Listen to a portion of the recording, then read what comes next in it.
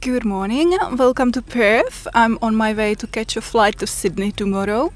And since I'm in a larger city, I will be picking up my new toy today and I'm really excited about it, as you can probably tell. And no, it's not that kind of a toy. I would not be that excited about it, I think. I have finally decided to get rid of my cooking stove. You know how much I hated the gas cooker. It wasn't holding flame. I couldn't just sit down for 20 minutes and let the potatoes cook themselves. No, I had to babysit it, constantly adjusting the knob.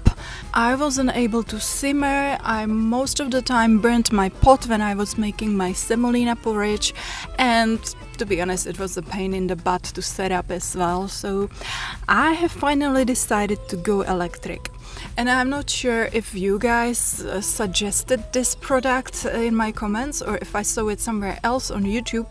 Definitely I have seen it lots of times on YouTube lately. It seems to be very popular with van lifers.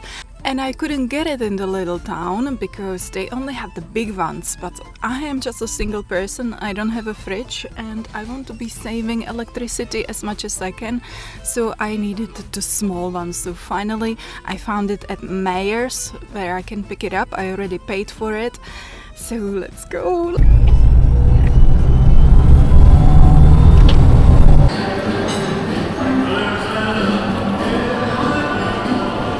I'm back. I just had to get changed because I spilled cacao on me.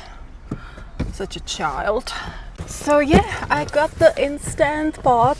It's not sponsored, unfortunately. I don't know, I do get a few collaboration offers now, but it's never something I would really need. I also went to a veggie shop to get some veggies for my favorite peanut stew, because we have to try it out before I go to Sydney. Okay, we have some instructions. Seal. So cute. I love it. As big as my head. A cable.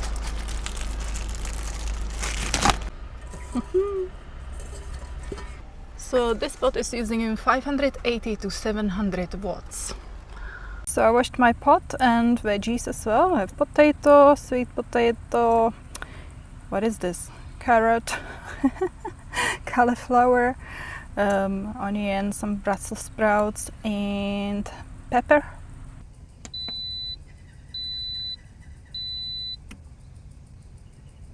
Holy smokes! I've never seen anything take so much power before.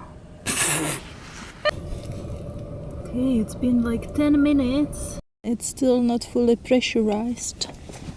How much power are we using? Oh shoot. Okay, this was a little bit of a fail. Initiating plan B. Well, now we just have to hope that these are live actually. Two hands.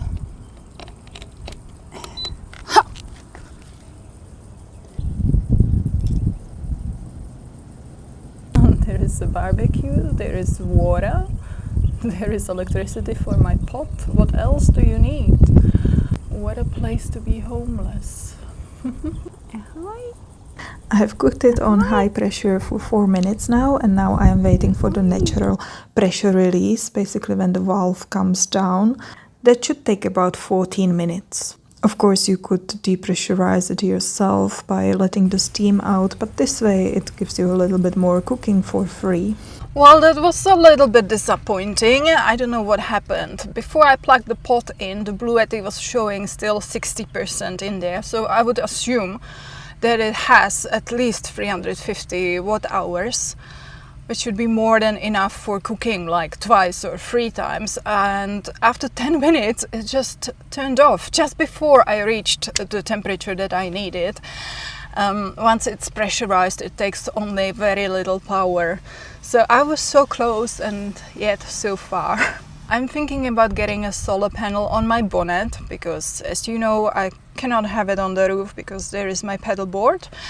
And I have seen some cars recently around Western Australia with the panel on the bonnet, and when I saw it for the first time I was like, Wow! I want that too. Then I realized that my car has almost non-existent bonnet, so the largest panel I can fit there is only 60 watts, which is half of what I have now. So I'm a little bit hesitant. Okay, the valve went down, so I assume it should be safe to open now, but I better vent it. Okay, nothing is coming out.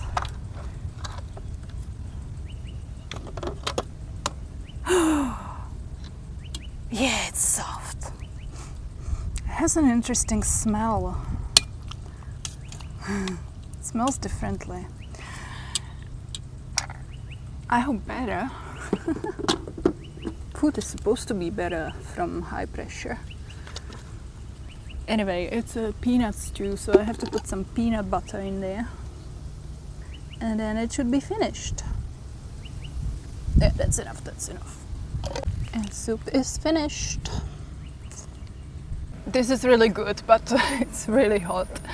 I could have used a little bit less water, which would also shorten the cooking time. Maybe I would have made it then.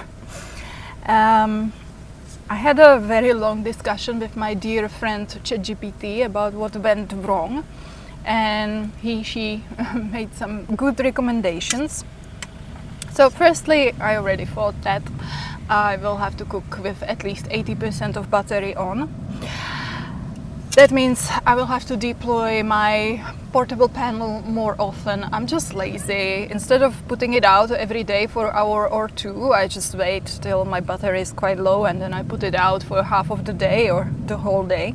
Then she said I could also try the saute, how do you say saute function first and preheat the liquid before I start pressure cooking. That's also gonna be easier on the inverter. And then she also said that if I had the solar plugged in at the same time as cooking, then the pot would be using the power coming from the solar first, and then it would draw a little bit less from the battery, which would again make it a bit easier on the inverter. So there is a few ways to make it work, and I'm determined to make it work because I really want to enjoy this almost every day. I wanted to make some semolina porridge tonight in it, but I don't know if that's gonna happen because I'm probably gonna still have food. And maybe you are wondering, Jana, where are you gonna put that? You are always complaining about storage space. Well, look how much stuff I got rid of. I hope I won't have to buy it back after the electricity fail. And I'm also looking for some miniature kettle, just for a cup of tea or coffee. So far I have only found this silicone collapsible one, which I'm not too keen on because I'm not a fan of hot water and plastic or silicone together. I think it would leach some chemicals, but maybe I'm wrong. Anyway, I'm in Sydney now and my friend has just upgraded her own Wonder Pot. Hers is obviously a whole different league. She's got the brand new Thermomix. This thing literally tells you how to cook, has guided recipes and even weighs everything for you. She made this amazing moussaka on my first day here. Yum! So for the next month, I get to experiment with this absolute beast of a machine before I have to go back to my $135 Instant Pot and figure out whether I can actually make it work for me. Let me know in the comments if you use an Instant Pot in your van, how do you make it work? Or if you know of a non-toxic miniature electric kettle, please tell me because I'm still on the hunt. I hope you are having a lovely Christmas, and maybe next time I will tell you about one of our very insane Czech Christmas traditions that people overseas really struggled to wrap their heads around. See you next time!